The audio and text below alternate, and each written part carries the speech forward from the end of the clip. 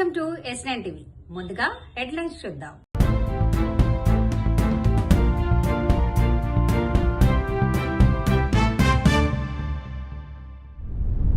RTC కార్మికుల demands పై ప్రభుత్వం సానుకూలంగా ఉంది. ఎండ తీవ్రత నుండి ట్రాఫిక్ సిబ్బందికి ఉపశమనం.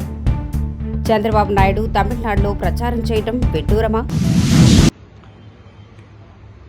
ఆర్టీసీ కార్మికులకు సంబంధించినటువంటి సమ్మె పరిష్కారము, ప్రయాణికులకు సంబంధించి ఇబ్బంది కలగద్దనేటువంటి ఆలోచనతో వాళ్ళన్నీ కూడా ఇప్పటికే ప్రభుత్వం ప్రతి అంశంలో సానుకూలంగా ఉంది. నిర్ణయం తీసుకునే అంశంకు సంబంధించినటువంటి కొంత తాత్పర్యం జరగచ్చు. ఏది ఏమైనా ఇప్పుడు అధికారులతోటి అన్ని రకాల అంశాలను చర్చించడానికి 4 వారాల కాల వ్యవధితోటి కమిటీ ఏర్పాటు చేసినాం. నేను ఆర్టీసీ ప్రజలందరినీ కూడా మరి కమిటీకి వాళ్ళ యొక్క అంశాలను విన్నవిస్తే గౌరవ ఉప ముఖ్యమంత్రి గారు నేను ప్రభుత్వం తరఫున కూర్చొని అధికారుల దగ్గర నివేదిక తీసుకొని అదేవిధంగా అవసరమైన ఉద్యోగ ప్రతినిధులందరితో కూడా కలిసి తప్పకుండా అన్ని సమస్యలు పరిష్కరిస్తాం. దాదాపు 65 లక్షల మంది ప్రయాణికులు రోజు, అందులో గ్రామీణ ప్రాంత పేద ప్రజలు రోజు ఉపాధి కోసం శ్రమపడేటువంటి వాళ్ళు ప్రయాణించేటువంటి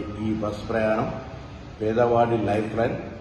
దాని ఉద్యోగులుగా మీరు, ప్రభుత్వంగా మనము కలిసి ఇబ్బంది లేకుండా చూసే బాధ్యత ఉంది. తప్పకుండా వాళ్ళకు సంబంధించినటువంటి సంక్షేమము, ఉద్యోగులది, ప్రయాణికుల సౌకర్యము, సంస్థ పరిరక్షణ తప్పకుండా చూస్తాం. కాబట్టి ఎటువంటి బేసిజన్ పోకుండా అధికారులకు సంబంధించినటువంటి సమస్యలన్నీ నివేదించమని వారితో అందరూ కూడా ఉన్నత అధికారులు వారి ద్వారా ప్రభుత్వంకు నివేదిక తీసుకొని వాటన్నింటినీ పరిష్కారం చేయడం జరుగుతుందని నేను విజ్ఞప్తి చేస్తున్నాను.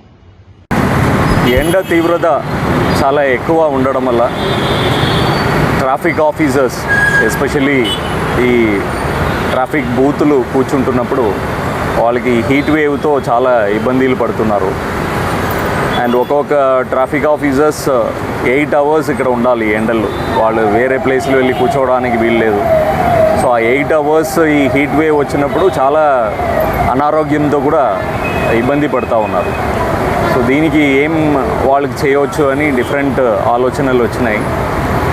దానిలో వాళ్ళకి క్యాప్ ఒకటి ఇవ్వడం జరిగింది. అంటే లాస్ట్ కపుల్ ఆఫ్ ఇయర్స్ నుంచి సమ్మర్ వస్తే వాళ్ళకి కంఫర్టబుల్గా ఒక కాటన్ క్లాత్తో మొత్తం షేడ్ ఉండే విధంగా హ్యాట్ ఇవ్వడం జరుగుతుంది.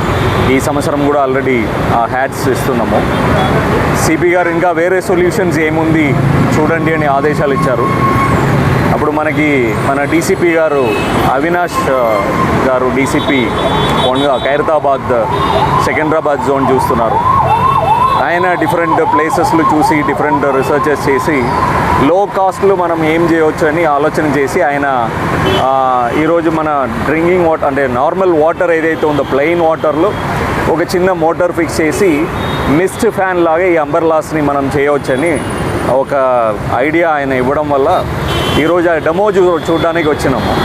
బాగుంది. ఒక 5 to 7 degrees అది తక్కువ ఉంది లోపల కూర్చుంటున్నప్పుడు. నేను కూడా కూర్చొని చూశాను. మా సిబ్బందితో అడిగితే కూడా బాగుందంటున్నారు. దీనికి ఆ వాటర్ సప్లై, దెన్ ఆ మోటార్ ఇష్యూస్, తర్వాత మిస్ట్ ఎన్ని పెట్టాలి అన్న అవుట్లెట్ ఎన్ని పెట్టాలి, ఇవన్నీ ఒక రోజు ఆర్ 2 రోజు స్టడీ చేస్తాము. మా సిబ్బంది ఫీడ్బ్యాక్ కూడా తీసుకొని సిపి గారికి చెప్పేసి అన్ని జిల్లా మన హైదరాబాద్ మొత్తం పట్టణం మొత్తం ఇంప్లిమెంట్ చేస్తాం. Thank you. తమిళనాడులో ప్రతిష్టాత్మకంగా రాష్ట్ర శాసనసభ ఎన్నికలు జరుగుతూ ఉన్నాయి. అక్కడ డిఎంకేతో పాటు లెఫ్ట్ పార్టీస్ అంతా కలిపి సంయుక్తంగా బీజేపీని అడుగు పెట్టనీయకుండా చెప్పేసి సర్వంతో ఒక రాజకీయ ఐక్యత ఏర్పడిపోయింది, స్ట్రాంగ్ అయిపోయింది. దాన్ని ఎవరు కదిలించలేరు. ఈ సమయంలో మోడీకి చంద్రబాబు గుర్తొచ్చాడు. చంద్రబాబుని పిలిస్తే అర్జెంటుగా తమిళనాడుకి పోయి క్యాన్వాస్ చేయమని చెప్పినట్టున్నాడు. ఈయన లగెత్తుకుంటూ పోతాడు ఆయనకి.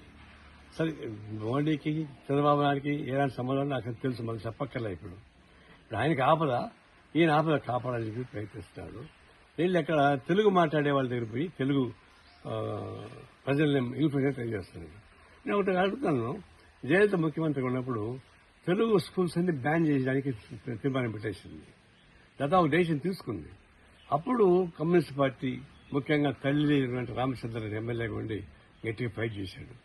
పోరాటం సాగిస్తే అప్పుడు ఆగింది అది.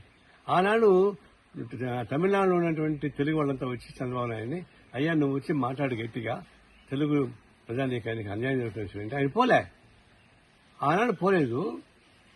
తమిళనాడులో ఉన్న తెలుగు ప్రజానీకానికి అన్యాయం జరుగుతుంటే చూస్తూ ఊరుకున్నాడు. అలాంటి ఇప్పుడు పోయి తెలుగు వాళ్ళని ఓటేయండి బీజేపీ కూటమి ఏం మొక్క పెట్టుకుని చెప్తాం? ఆనాడు ఈ మొక్క ఏమైంది? ఈనాడు ఎందుకు అడిగిపోతున్నావు అంటే మోడీకి ఆపోజిట్ నువ్వు మాపల మొక్కలు మొక్కాలనా? ఇది ఒక విధంగా అవకాశం తప్ప కాదు. నిజంగా తెలుగు ప్రజానికి ద్రోహం చేసిన ఎవరంటే అది చంద్రబాబు నాయుడు తమిళనాడులో ఉన్నటువంటి తెలుగు వాళ్ళకి. ఇది ఈనాడు మాట్లాడేటువంటి క్యాన్వాసు తమిళనాడు ప్రజలు కానీ తెలుగు ప్రజలు కానీ ఆయనకి అంగీకరించరు. ఆయనకి శృంగభంగం తప్పదు.